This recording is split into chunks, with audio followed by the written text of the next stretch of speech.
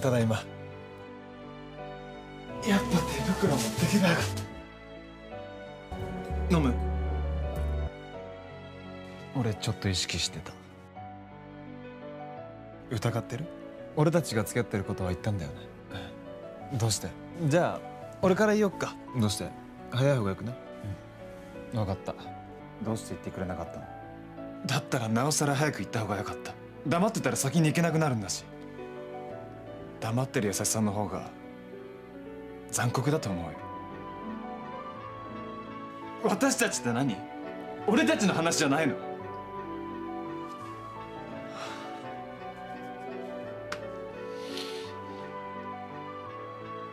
俺たちさ、